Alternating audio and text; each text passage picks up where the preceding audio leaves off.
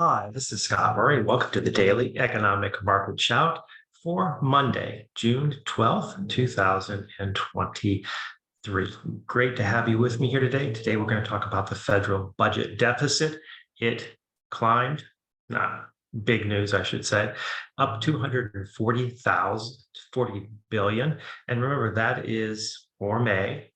But when we look at the longer term numbers, we clearly see falling revenues and higher spending. Not a great combination when you think about the economy. When you look at May again, we should see that we would expect, fall off in revenues. April is the tax payment season, so probably not a great movement through, but to see a 38% decline in individual tax revenues was quite noteworthy.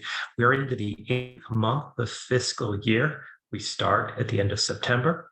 And so we have reached the 2/3 point for the data. And what does that tell us? Down 20%. So those are dramatic decreases.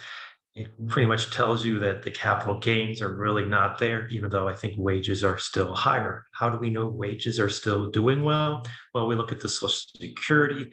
Remember, up to roughly 150, I think it's about 170,000 now. That money is taxed for individuals in the Social Security system. We see that up 10.4%. So that's on the employment. So it's not a perfect comparison. See how Social Security is actually helping the economy is the spending increase of about 10.7%. And so we're seeing that impact of higher COLAs, and we're also seeing better wage growth helping the economy, particularly in the Social Security system. Another thing to note in the data was the corporate taxes. That was actually a positive. So we've seen that moving higher.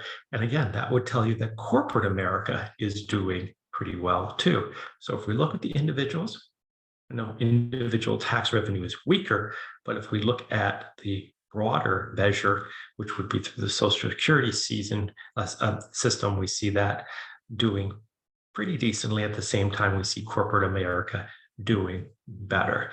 But lack of capital gains is really starting to hinder the growth, and we're seeing that down roughly 10%. The opposite is happening on the spending side of the equation. We have three categories that have really been noteworthy. These are major categories that we're seeing more than 30% year-over-year growth. First is health and social. Education and social, probably some elements of the student loan program flowing through there, maybe a rush to get relief before the Supreme Court attacks or makes a judgment on the Biden versus Nebraska case, which is really goes back to the HEROES Act, in the previous the aughts decade, if we should call it that. And so we're seeing weakness there. Not surprising to see net interest up around 36%, and then community development, another targeted area, up 30%. Net around 10% on the spending side of the equation. That is not a good catalyst, particularly when the economy is growing. Deficits spending should generally be done, as Keynes would point out, when the economy is in trouble. The economy is probably growing a little bit too fast for the Fed's appetite, too fast for inflation, and we think that's going to continue to be a problem moving forward. So in a sense, the Fed is facing a headwind of this additional spending and what it's doing for the economy while they're trying to rein in prices. Kind of a cross current, and one that we should watch as we move forward, which I think is going to be the interplay.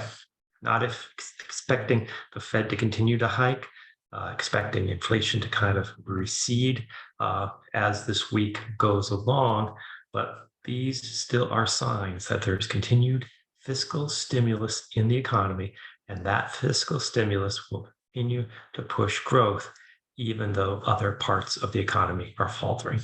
This is Scott Murray for the Daily Economic Market Shout. Thanks for joining me.